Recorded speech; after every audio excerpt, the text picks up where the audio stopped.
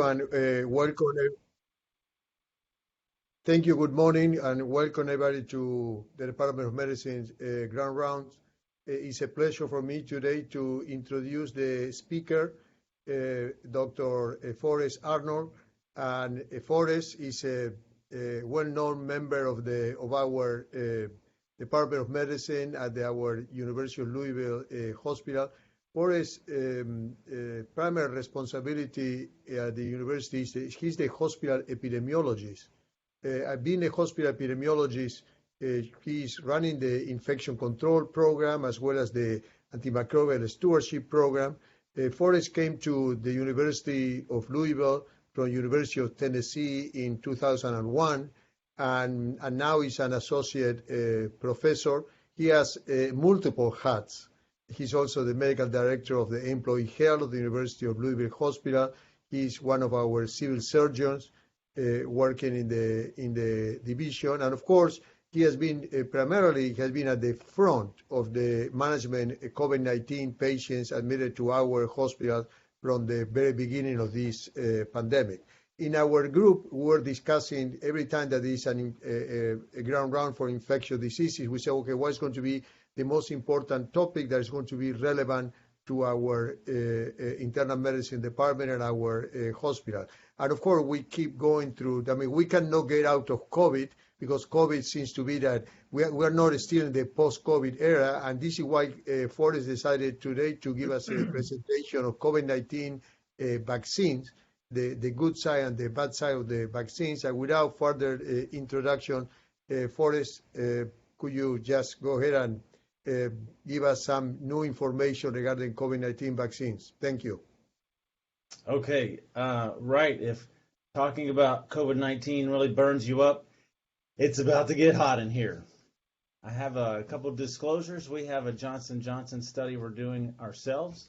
We're past the injection phase and into the follow-up side effect phase. The UofL is also designated as Pfizer's North American Center of Excellence for Vaccine Preventable Diseases. So here's my outline, and I want to go through these things. The first thing I'll do is an overview of COVID-19.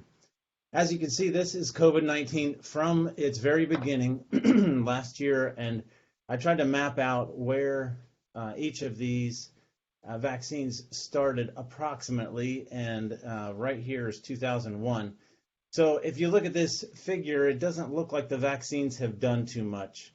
Especially lately, we have this surge, and I'd like to say perhaps this surge is mainly from countries that don't have access to too much vaccine. Because really, where would this curve be if we didn't have vaccines? It may be up here at the yellow line or even the red line. So perhaps the vaccines have done more than we think. If you look at just the vaccines in the United States, we have 3, and it looks like we've had a better response to our vaccines. Of course, there's not an exact correlation between the two, but it does look pretty good here. If we consider what's happened in Kentucky, we've got about a third of the population vaccinated, and since January of this year, we've had a nice downward trend of the number of COVID cases per day. So that also looks pretty good. I want to go into a case, and I want you to think about the thrombosis that we've heard on the radio and television lately as you hear this case. 56-year-old male with a history of hypertension, hyperlipidemia, and diabetes, presented at night after being found down at home and admitted for a seizure and mental status changes. Earlier in the evening, he complained of blurry vision. EMS witnessed seizure-like activity and urinary incontinence. He said he was watching TV and then awakened in the ER. In the ER, he complained of shortness of breath, and then it was found out he had received the Johnson & Johnson vaccine 1 week prior. He had a BMI of 55. His O2 saturation was low and came up with 4 liters of oxygen. His right lung had decreased breath sounds. He had no neurological deficits. His platelets were 184,000. A CT of the head was normal, and you see his chest x-ray there. On the MRI of his brain, he had these small punctate lesions scattered throughout all of the cuts. So it showed infarcts throughout the left cerebral hemisphere consistent with the thromboembolic process. And so what was again found out was that he had SARS-CoV-2 positive, which is another variable, and the infection itself can cause a blood dyscrasia. So perhaps this guy did not have a problem with the vaccine. If we look at an outline, I want to show you a broad spectrum of what's happened in 2020 and 2021 with our two vaccines. There was an AstraZeneca study in September that was started, and we all heard of this case of transverse myelitis in Great Britain. Now, in retrospect, I wonder if the person had a thrombus go to their spinal artery and gave them symptoms like transverse myelitis, but we'll never know because they don't share a lot of details. 4 days later, that study was resumed. Then the next month, October, Johnson & Johnson's study was paused because of an undisclosed event that still has not been disclosed to this day. And about 2 weeks later, that study was resumed. So at the end of December, the AstraZeneca vaccine was given emergency use authorization in Europe and started. Then in February, the Johnson & Johnson study was granted emergency use authorization. And I have to say that these vaccines, none of them are FDA approved. They're all granted emergency use authorization status. There is a difference. Then in early March, Johnson & Johnson vaccine started in the public. And in this gray bar here, a whole lot happened with the AstraZeneca vaccine. So let's go over that. In early March, there were reports of cerebral thrombotic embolic events with AstraZeneca. Then on March 15th, more than 20 European countries suspended the use of the vaccine. The drug company AstraZeneca, the World Health Organization, and EMA, which is European Medical Authority, claimed there's no evidence to blame the vaccine. And then EMA and AstraZeneca vaccines say it's safe and effective. The European countries start reusing it just 3 days later. And then there's reviews of UK where they find 79 thrombotic events with decreased platelets in 20 million patients. So the next day, UK, Germany, France, Canada, and the Netherlands restrict AstraZeneca vaccine to older people. WHO and the EMA say that it's a rare side effect, but the benefits still outweigh the risks of giving the vaccine. 2 weeks later, Denmark stops completely after 2 Danish people have thromboses in 150,000 people vaccinated, and later it's suspended by Norway, and Iceland limits it to people greater than 60 years of age. So now let's jump back in our timeline and talk about Johnson & Johnson. Between March 19th and April 12th, there were 6 cases of cerebral venous sinus thrombosis in patients who also had decreased platelets. Then the next day, Johnson & Johnson's study was paused for clotting, and a week and a half later it was resumed, and then a couple of days later there was a report of somebody with a DVT in their leg. So let me move my window here. Let's review the mechanism of action of viral vector vaccines for a moment. If you recall, a coronavirus is an RNA virus. So in the laboratory, it is reverse transcribed to DNA, and that is put into an attenuated adenovirus that does not cause infection, and that is what's put into a syringe and injected in somebody's arm. So the adenovirus makes its way into our cell and into our nucleus, and the DNA does not come in contact with our DNA. There's no microchip, but it uses our machinery to transcribe it back into RNA, and then our endoplasmic reticulum translates it to a protein, and you have just the spike protein. So the code is not for the entire coronavirus, but just for the spike protein. Then that spike protein is recognized by an antigen-presenting cell, which is presented to a T helper cell, and eventually stimulates B cells to make antibodies to just the spike protein in case we are exposed to coronavirus. That way we can recognize the coronavirus and the spike proteins on the coronavirus and tag it for destruction. So April 9th, there were 2 studies released in the New England Journal of Medicine. And this revealed mostly females in 5 patients and 11 patients who had thromboses. They were all under 50 except for one, and the time from the vaccine to their symptoms was 7 to 10 days. And most of them had cerebral venous sinus thrombosis, CVST. And if they didn't have that, they had a major vessel blockage somewhere else, like a splenic vein, portal vein, splenic vein. 3 of the 5 died in one study, 6 of the 11 died in the other study. And the range of the platelet nadir was as low as 14,000 to up to 107,000. So let's review what our cerebral venous sinus thromboses, just what our cerebral venous sinuses are. Here is the superior sagittal sinus and the inferior sagittal sinus. The midbrain flows through the vein of Galen and into the straight sinus, and it all goes down either the left or the right transverse sinus, down the sigmoid sinus to your internal jugular vein. Here's a cadaver of someone who's had blue dye impregnated into the cerebral venous sinuses, and you can see just how large they are. Very big. One woman had a left and right transverse sinus blockage, and it was not surprising that she died. These are major vessels that are blocking up. So another factor that they measured and presented in their studies was that there were antibodies to platelet factor 4, which we see in heparin-induced thrombocytopenia.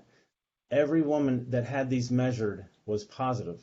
And so when you looked at the levels, they measure optical density in units, and for every unit increase, it's a 10-fold increase in the signal intensity. So here's the normal at less than 0.5, and these women had optical densities of over about 3.5. Then when you add heparin to these patients' blood, it binds because of that and inhibits it, and it goes all the way down to nearly 0. So a normal patient would have about the same value. So this increased antibodies to platelet factor 4 is a common denominator. This article says that 5 to 7% of blood donors have a higher than normal optical density, but it's still only 1.6. So the people with these cerebral venous sinus thromboses had an even much higher level than that. So let's look again now at the pathophysiology of what's going on with these viral vector vaccines. Somehow the thromboembolism and the adenoviral vaccines is occurring. So I told you about the DNA in the attenuated adenovirus being injected, and that antibodies are formed to coronavirus spike protein. Well, something about the spike protein or something else is also cross-reacting and binding platelet factor 4, which is released from platelets. And when it does that, the level goes up, you can measure it, and more importantly, it's activating these platelets to cause a thrombus. And that is the major problem of major vessels. So treatment, response of heparin-induced thrombocytopenia to IVIG is simpler for VITT. VITT is vaccine-induced immune thrombotic thrombocytopenia. And in the first study of 5 people, 4 of them got IVIG. The first one didn't get IVIG because they didn't know any better. The other 4 had mixed results with their IVIG, but patients 3 and 4 lived. The others died, and patient 2 died despite the increase in platelets to the IVIG. Other treatments include non-heparin anticoagulant agents such as argatroban, daniparoid, fondaparinux, and DOACs.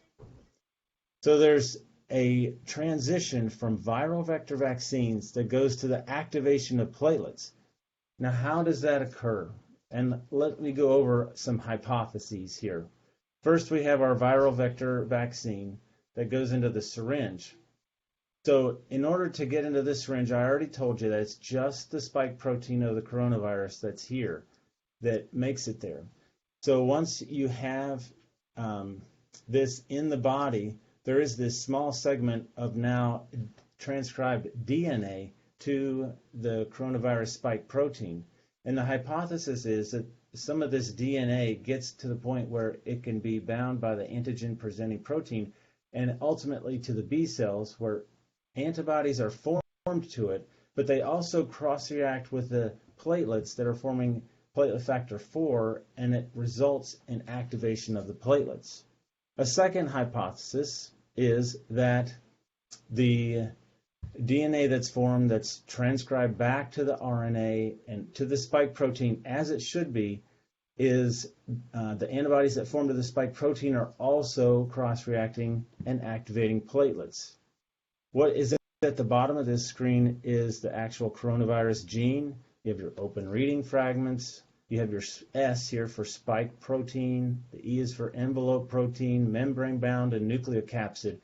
Remember, the vaccine only involves the spike protein, and so it's something about this spike protein that the antibody is forming to protect us that's also cross-reacting with the platelets. A third hypothesis is that there's a problem with the viral vector itself. And so AstraZeneca uses a chimpanzee adenovirus. Johnson & Johnson uses human adenovirus 26. Sputnik V uses human adenovirus 26 and adenovirus 5. Again, they're saying the hypothesis is that there's an antibody that forms to the viral vector that also cross-reacts with the platelets and the activated platelet factor 4 to result in thromboses. Well, on April 14th, there was a letter to the New England Journal that says, hey, what's been going on with AstraZeneca? We had a patient with Johnson & Johnson who had we had a similar experience. And so this was written by Murin family, and they wrote about it. And what they said was there was a 48-year-old female. She got her Johnson & Johnson vaccine, and then 11 days later had symptoms of malaise, abdominal pain, low platelets 13,000, D-dimer of 117. The high normal D-dimer is 0.5. This lady's blood must have been like concrete. Her COVID test is negative, which is important, as we saw from our first case report, and she had on the CT a splanchnic vein thrombus. Then 3 days later in the hospital, she had a headache start. They did a CT of her head that showed a thrombus of her right transverse and straight sinuses, and now you remember where those are.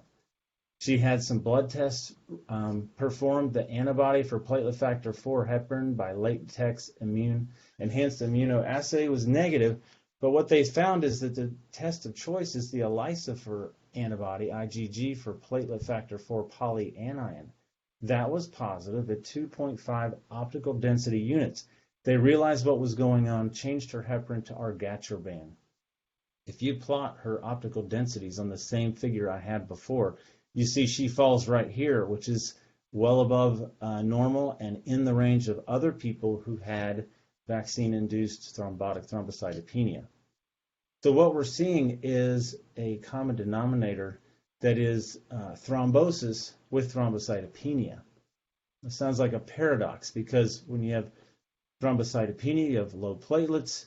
Platelets are what stop up our micro tears in our vessels and cause clots. This is the opposite of that, and yet people are having clots. So to make this diagnosis, it's in the context of getting something, whether it's heparin or a vaccine or something else basically foreign.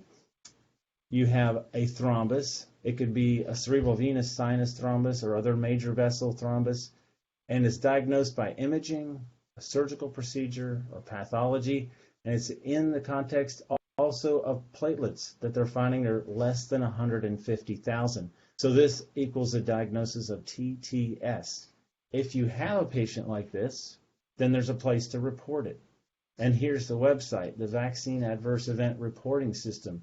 So they should be getting too many cases, and then they review them and go through them. If they had our first case, they would go through and probably attribute the thrombus to COVID-19, or at least they wouldn't be able to tell which happened. Was it the vaccine or was it COVID-19? Other cases will be clear-cut. We had another case, so let's look at case number 2. A 72-year-old male with a history of hypertension received the Johnson & Johnson vaccine. 7 days later, he presented with left hemiparesis, dysarthria, and dysphagia due to a right-sided intracranial hemorrhage into the ventricle that necessitated removal of a right basal ganglia hematoma. At that time, his platelets were 202,000. He was discharged and now presents from rehab in decreased cognitive function, worsening dysphagia and dysarthria. Now his platelets are 306,000. A CT of the head was performed that showed evidence of his previous stroke, and that's shown here. Here was the original hemorrhagic stroke, and then now he's come back to the hospital. You can see where it was. Well, within the first 24 hours of his second admission, his mental status and respiratory effort worsened. He lost his ability to track with his eyes, and an MRI was obtained. And the most clinical significance was a wedge-shaped infarct at the left pontomedullary junction involving the left medullary pyramids, which you see in the center of the head here, that is not on the older scan. So was that a case or not? And that's for the committee to decide. So far, we have one patient of cerebral venous sinus thrombosis with decreased platelets among 50,000 patients vaccinated. So at that time, Johnson & Johnson did a self-imposed pause to review, and they deemed that there was no causality. Then there was a safety surveillance that revealed 5 more cases, and on April 13th, CDC and FDA recommended a national pause. And so this sets Johnson & Johnson back on their heels, and they are in defensive mode. And so they publish a report to New England Journal of Medicine that says, here is our defense why we should not be lumped in with the other viral vector vaccines and be deemed guilty by association. We are different than AstraZeneca, and here is why. First of all, they say that there is a background rate of cerebral venous sinus thrombosis of 0.2 to 1.7 or 1.57 per 100,000 person years. And I noticed that one of the references here is reference 4. This is an article or review on cerebral venous sinus thrombosis, and it does give a rate, but the word thrombocytopenia does not occur in this article. It is talking about just cerebral venous sinus thrombosis, and I just told you the definition of thrombosis with thrombocytopenia syndrome includes thrombocytopenia. So it is a very rare condition, but it's occurring higher than what the background is. The FDA and CDC reported a rate of 6.8 million doses given and having 6 cases. So we heard on the radio and TV that there were 1 case per million. And I had a video here to share, but just let me tell you, I'm going to deem Jim Carrey with an honorary medical degree, because if you remember his question to his girlfriend, what are the chances of me going out with you? And she said, not good. And he said, not good like 1 out of 100. And she said, not good like 1 out of 1,000,000. And he said, so you're telling me there's a chance? And he was so excited. So what Dr. Carey is telling us is that 1 out of 1,000,000 is possible. And what we can learn from this, let me zip by this so I don't see it.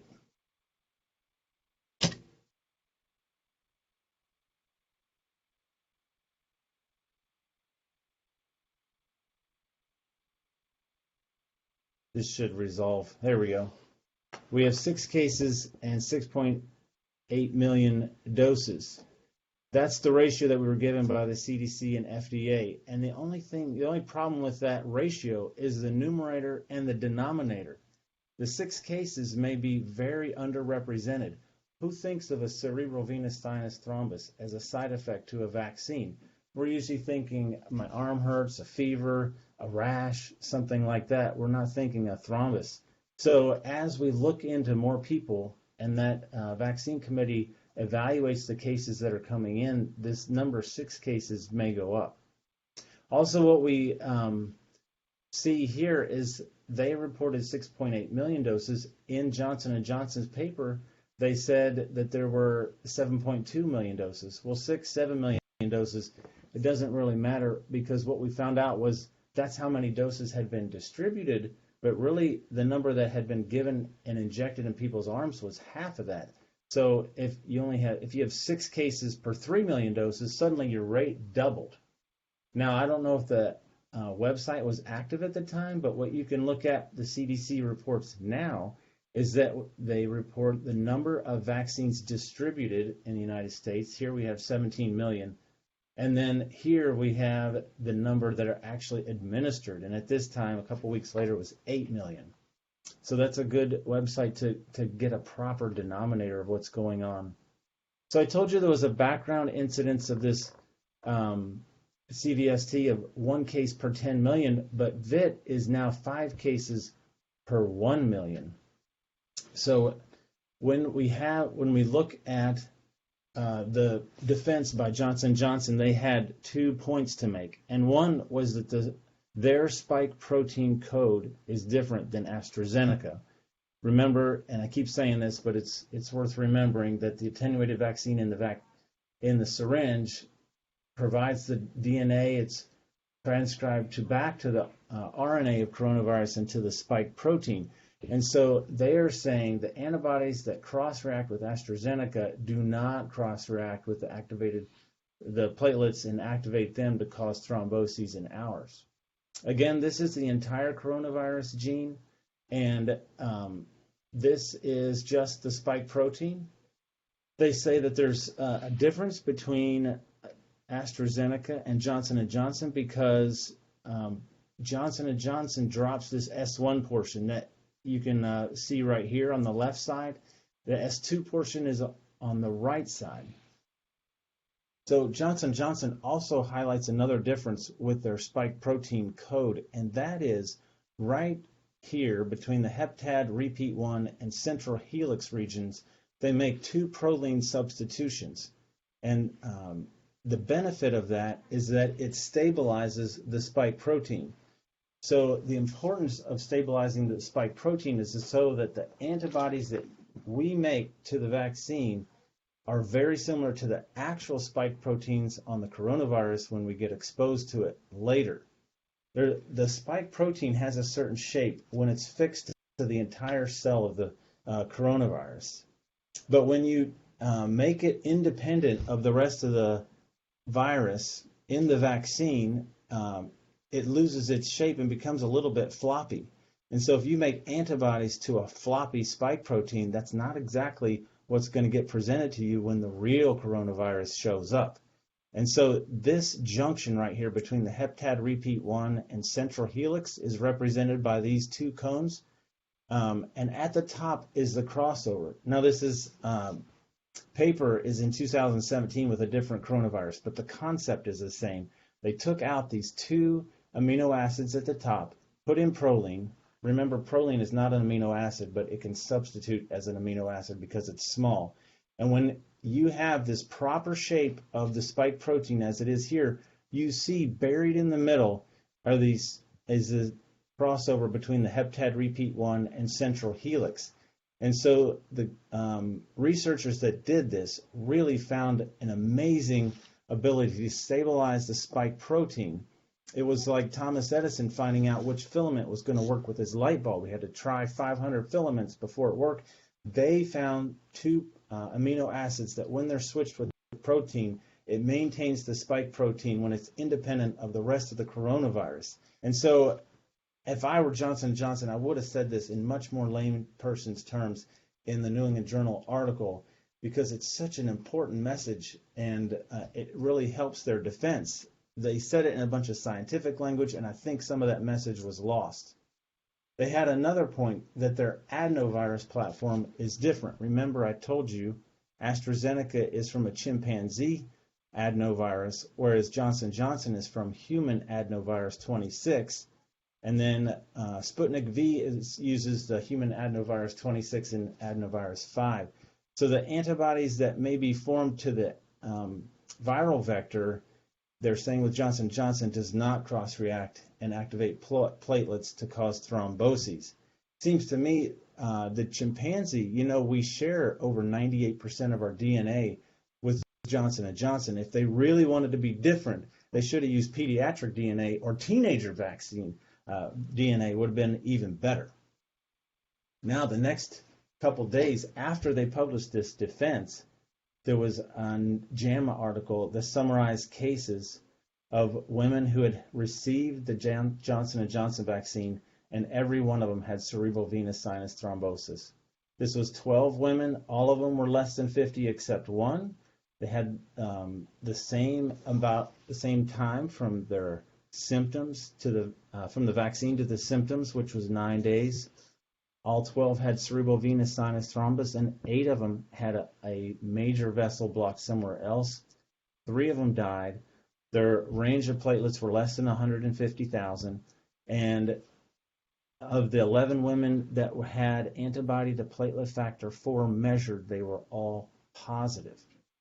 Now, where I've got AstraZeneca up here, I've got Johnson & Johnson. Where is Sputnik V? Well, let me tell you about Sputnik V. I'm just going to sidestep, and then I'll come back in a minute. There have been 3.5 million people have received that since the middle of March. There have been 4 deaths discovered, but that was on social media accounts, not for any other reason. There's no open source death registry in Russia, and this epidemiologist in Moscow says there is a problem with under-registration of side effects of drugs in Russia in general, and I don't have any reason to disagree with that. One of the 4 deaths was officially confirmed by Denis Loganov from the Gamaleya Institute. If you don't recognize that institute, you might recognize Denis Loganov because he was the first author on this Lancet paper that provided the data for their phase 1-2 study of their Sputnik V vaccine. So I want to review that paper with you for a moment. They did 2 phase 1-2 studies at the same time. So on day 0 here, they started their phase 1 study, and they gave 9 people adenovirus 26 and 9 others adenovirus 5. And then 5 days later, they started their phase 2 study. So this is warp speed. They gave 20 people adenovirus 26, and 2.5 weeks later, they gave the same people adenovirus 5. And then they had primary objectives where you measure antibody response and other immune system responses, and they record adverse events. So their adverse events, they had a lot of mild, 97%, pain at the injection site, fever, headache, stuff we expect, and 3% were moderate with no serious adverse events. I meant to tell you this is in healthy people 18 to 60 years of age, and they were hospitalized for the first 28 days. So they got the vaccine, and they spent a month in the hospital. The article didn't talk about compensating these people at all. I would not be a candidate. Anyway, when you look at their antibody response, they started at 0 because nobody had seen coronavirus before, and then over the weeks, 2, 3, 4, they generated antibodies. So this is what you want to see. You want to give a vaccine, and then you want to see an antibody response, and that's what they showed here. They also showed that there were T cell and interferon gamma increases that start low and then go high. And then they also measured neutralizing antibody that again have that start low and go high. Now, whenever you have a major paper published in a major journal, then authors typically write comments to the editor and say, oh, I saw this point and I want to add this and I have this question. Well, that was done with this paper. And these authors titled their letter, Note of Concern. That's always a bad sign when you see that. It says, we read with great interest the results presented by Loganov and family. And then they say there are several data patterns which appear repeatedly for reported experiments. Now, who's we? Is this just a couple guys in their basement getting ticked off? No, it's 30 scientists all over the world. And so what they said was, you have data points, and we've outlined them in different colors so you can see that they are a constant value in 2 completely unrelated experiments. So what they're saying is that, and they put the figure, they put Loganov and family's figure in their own note to the editor, and then drew these boxes around the data points to show, look at this, they are exactly the same, and sometimes there's only one different. And what is that accusing Loganov and family of doing? There are 3 things that can get you thrown out of research, unfunded, and never again allowed to have an NIH grant. And plagiarism is one of them. Well, this isn't plagiarism. There's nothing to copy. Nobody's ever had a COVID vaccine study before. But what they're saying in between the lines is that these guys either falsified their data or they just made it up, fabricated it. And so this puts Loganoff, they get the opportunity to respond. And so they have a response, and they know that these guys are telling them that their data may be either fabricated or falsified. And so here is the author's response. We thank Enrico Bucci and colleagues for their correspondence. The Russians are professional, and they did not learn their professionalism on Facebook or Twitter. They go on to say, Bucci and colleagues have the impression that some figures contain repeated patterns in the data. It's not an impression. They took your figure and they wrote red boxes and green and blue boxes around it and showed how they're the exact same points. But I still love the gesture of professionalism. To us, it is obvious. And if you continue to read in between the lines here, there's insults kind of flying back and forth, but they maintain a very professional language. To us, it is obvious, but not to you boneheads, that after a single immunization, the peak of the immune response is reached 3 to 4 weeks later. It is not improbable to obtain the same patterns on the response plateau in small samples. And I get what they're saying. What they're saying is you get a vaccine, you don't have any antibodies, it kicks in, you make the antibodies, and the antibodies you have at 3 weeks are the same at 4 weeks. And what the reader's response was that, yes, we understand that, but you don't get the exact same points at 3 weeks as you do at 4 weeks. And so that's what their problem was. Okay, enough with the sidestep. Let's go back to our Johnson & Johnson vaccine in the U.S. Here we have CDC Advisory Committee on Immunization Practices. They're about to review and I'm up to mid-April.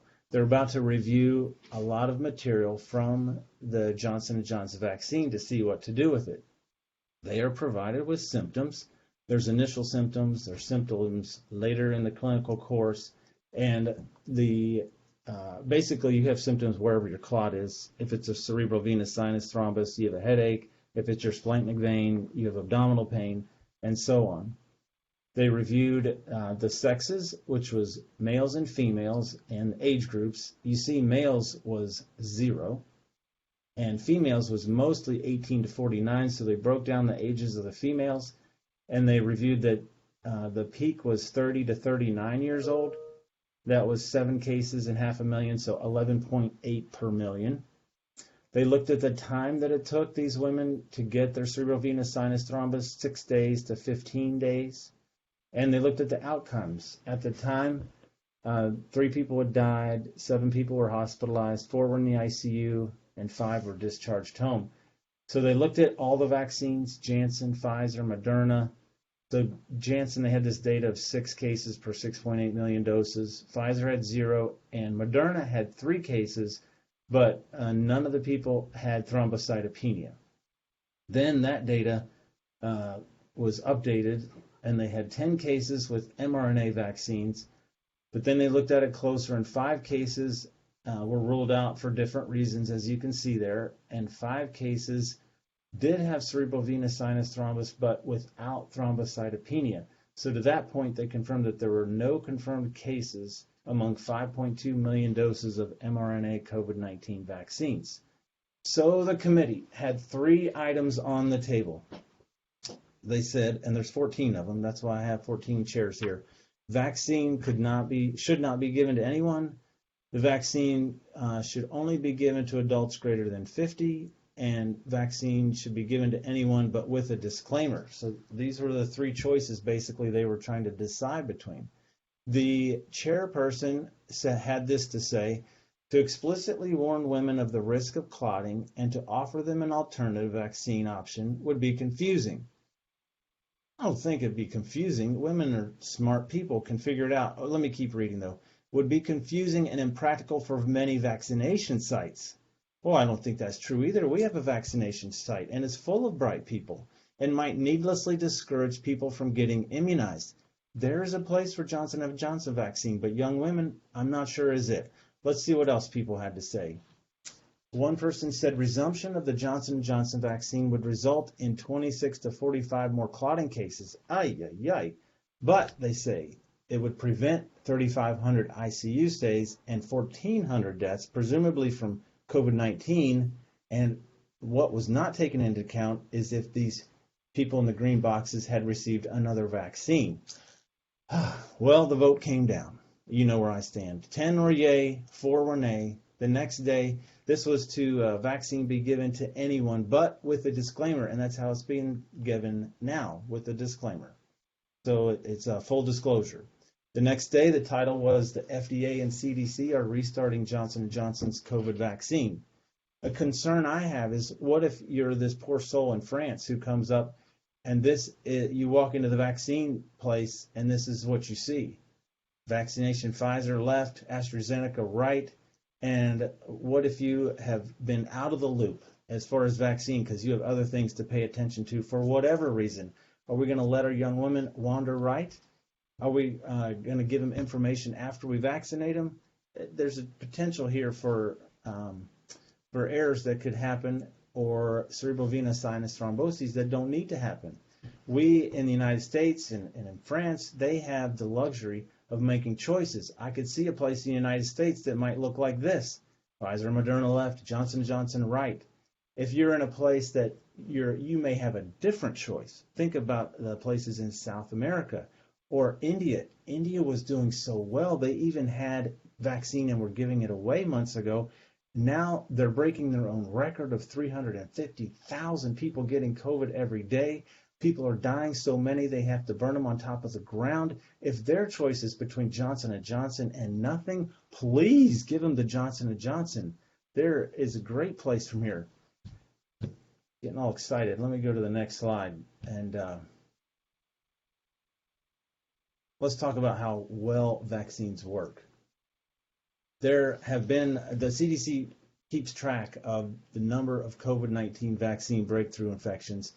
And they've said more than 87 people have been vaccinated in the United States and 8,000 people have had breakthrough infections. I think that number's underestimated because it's relies on reporting.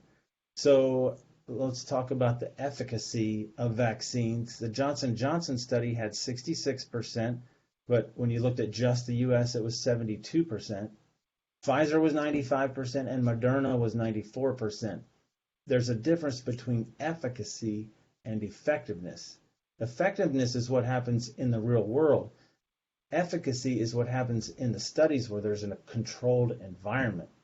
So Johnson & Johnson hasn't been out long enough to have real world data yet. I'm sure it's coming. MMWR just shared a study that showed 90% with Pfizer and Moderna, and that's expected always to be lower in real world than it was in studies. I found a preprint that showed 70% for Pfizer and 170,000 people aged 80 to 83 years old. We'll see what that paper says after peer review.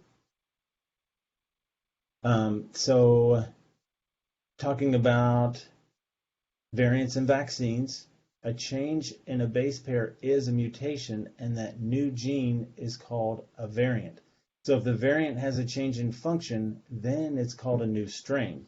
So there's been several new strains, and as you can see here, the original was A, and that's what came over to Seattle where we had our first case. It was on life support, and now it's extinct. Nobody has A1 anymore. And there have been other mutations and varieties, and I think what we're most familiar with is this B117 in the United Kingdom. There's B13551 in South Africa, B1429 in California, B1526 in New York, and P1 in Brazil. They're coming up with new nomenclature to improve these letters. I don't know why they picked P over C. Anyway, let's look at a coronavirus gene. This is a normal one, and now you have a couple landmarks. You see the S1, the S2 portion.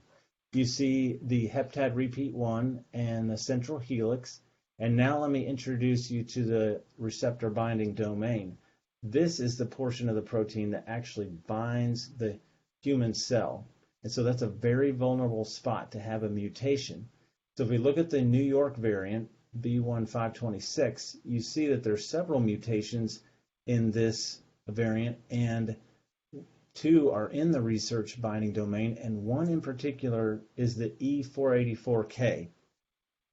And if we look at the other variants that I circled, that I know are in Kentucky, others are probably present as well, you have at least 2 others that have E484K, and they all have mutations in this research binding domain. And there's a couple down here called DEL I want to point out to you. So what was a theory in the last slide may be shown in the next slide, and that's this brief report from the New England Journal of Medicine that shows vaccine breakthroughs, COVID-19 infections in people who have been vaccinated.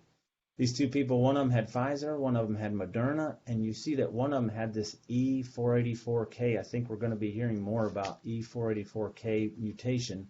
The other person had a number of mutations that are circled here, so we'll be aware of that. I'm going to skip this part about testing and go to post-acute COVID-19 syndrome. I think we're all familiar with people who have had COVID-19 and then have symptoms that persist. In this study, we know the initial symptoms that people have, but you see some of them hang on for 2 months. Over here, this study shows symptoms that were initial and then go on for 3 months. And another study shows symptoms that have gone on up to 8 months. They compared that in 15% of people who are COVID-19 positive against 3% who were COVID-19 negative, and that was a significant difference. So a study from the CDC showed 3,000 outpatients. 2/3 of them followed up with their doctor sometime after their COVID-19 infection, and almost half of the people, when they went to that follow-up appointment, had a new diagnosis. They followed them for 6 months, and as the 6 months went on, their symptoms decreased, but they were not 0 after 6 months. So what I want to share with you is that we have a UofL Division of Infectious Diseases post-COVID-19 research clinic. This email at the top is access to our website, and it answers specific questions for people. What are we about? What can I expect as a participant? How to schedule an appointment? Since this is a research clinic, it's free, and we plan to follow these people for a year. We've already seen patients down there, and I had some data, but I pulled up the wrong version of my lecture. So just know that we're following more symptoms than I even just showed you in those other studies, and they also have multiple tests down while they're in our clinic. And then if we find something, we would let the primary care doctor know who might be a relevant referral for these people who have different symptoms. So with that, you have absolutely saturated everything I know about COVID-19, but I want to reserve some time for questions at this time. All right, thank you, Dr. Arnold. That was outstanding as always. And if anyone has a question, you can unmute your mic and ask Dr. Arnold, or if you want to type it in the chat area, I can read it for him. Forrest, thank you for this excellent presentation. And as we discussed, this is an important topic for all of us, because this is what patients want to know, what happened with the vaccine, and we need to have evidence of what happened with the vaccine. Now, let me ask you, why do you think that is the vector vaccines produce rare, but you have this possibility of severe thrombosis? Why do you think that we have no report of severe thrombosis with the Russian vaccine, with the Sputnik, that's been used in several countries in Africa and Latin America? I can see why we don't in Russia, because they don't have that registry where they record side effects in an organized manner. But you would think where they give it may have that place. But even then, some of those places are the Middle East and Africa. And so, again, they may not have as good a registry. Now, the 4 cases we found about in Russia were, they didn't say Facebook, but it was some kind of media online like that. And you would think that word would get out in the areas where they've received the vaccine that those cases have occurred. I hope they haven't. Maybe they're out there, but I don't know. They're not as organized in their record keeping, I guess.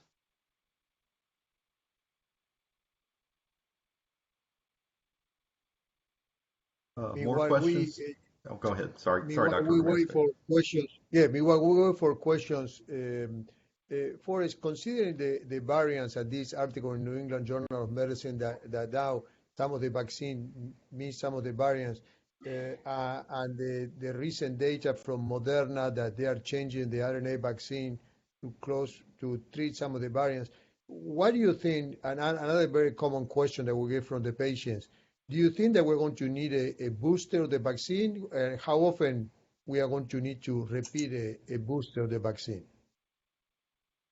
That's a good question. And when they came out with the vaccine in the first place, they even talked about maybe needing a vaccine later on, 6 or 12 months later, but they weren't sure. I hear more talk about them coming up with a new vaccine and improvements. So I wouldn't be surprised if we hear that a booster is needed. And I've even heard that yearly you'll have to go get your flu shot and your COVID shot because both of those viruses tend to mutate and we need to fine tune and get that done. I think that they want to give a booster vaccine sooner than they can make the vaccine available. So we should hear about that in the next coming months, but it may not be available because they just can't generate it fast enough. Can I make a comment? Yes. This is Stanley Levinson, and used to be with pathology, but I'm with medicine now. But in any case, in the New England Journal, you could comment. I have about 3 or 4 things I'd mention. One is, I think if you look at that New England Journal paper that you just mentioned, the number of cases were no higher than one would expect. I think it was like 5 in 400, which comes out to be 5%. So I'm not really sure it was due to the mutant. That is, they would have had to find out which virus strains or whatever you want to call them had been going around in that area. Because it was what you would expect at about 5%. The other thing is when I look at these vaccine papers, one thing, it's hard to compare them, of course, because they're all different. But one thing I try to look at is the convalescent sera compared to how high the titers were in the vaccinated people. And I think if you look at that, you find that the 2 RNA vaccines show titers that are up with the highest of the convalescent sera, whereas the others don't. And the other thing I would mention is there was a paper from the Netherlands showing that cerebral thrombosis occurs in about 15.7 people per million. And I've tried to make some calculations, and I can't really show that the number in that large number of 8 or 9 million people that were vaccinated is really much higher over a year than the baseline value. So I'm still not 100% convinced that that's due to the vaccine. So, could you comment on some of those ideas? Yes, I'll start with your last point. And what Johnson & Johnson said the same thing, that the cerebral venous sinus thrombus occurs and there's a background rate that's the same. And the point I was trying to make is they do occur, but they don't occur with thrombocytopenia, which is what we're seeing with these viral vector vaccines, because it's thrombosis with thrombocytopenia, which doesn't make any sense. You bleed with low platelets. So that may be the difference here, and it may have been the difference in Netherlands. I haven't seen that data. There have been several breakthrough cases with people who have had the vaccine. That's true, and you're right that the numbers that we're seeing with the mutations are probably approximate to what we would expect, because we don't expect any vaccine to be 100%. What's impressive is that this COVID-19 efficacy and effectiveness both are higher than we see with influenza. So they've done a pretty good job of making a vaccine. And then regarding the convalescent plasma, I haven't reviewed the data between the different vaccines.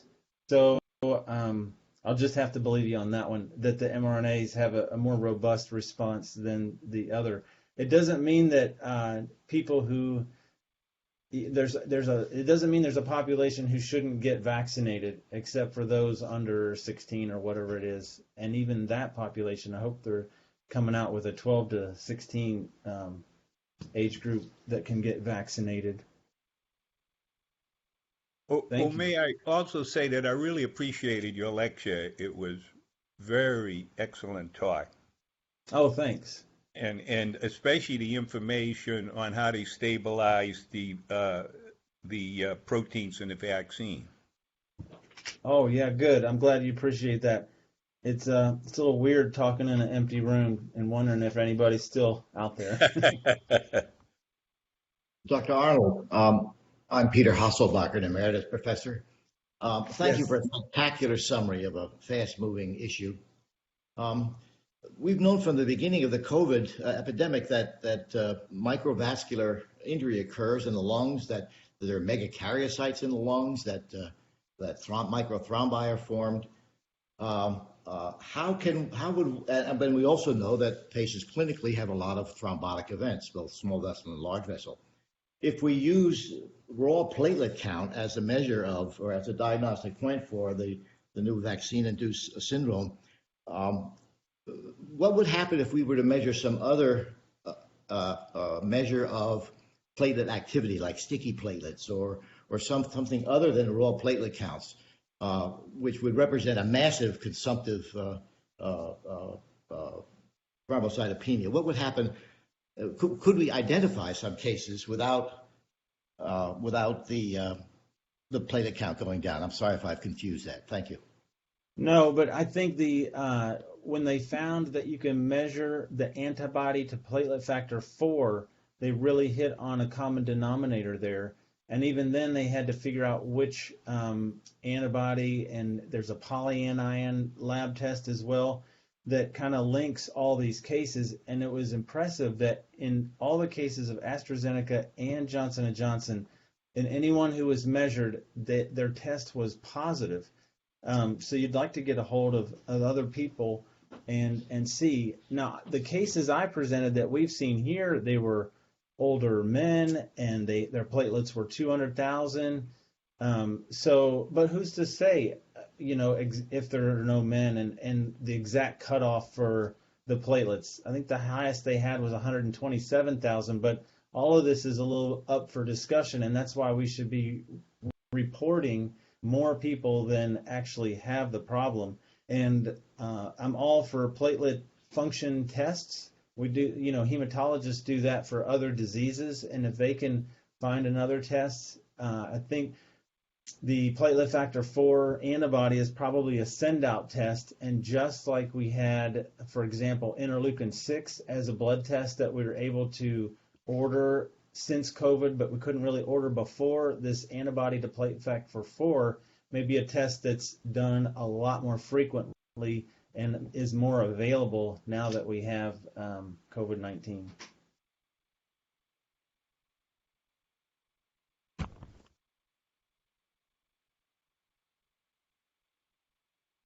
Any more questions?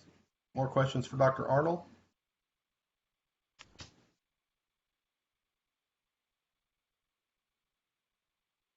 Well, I think you covered it so well.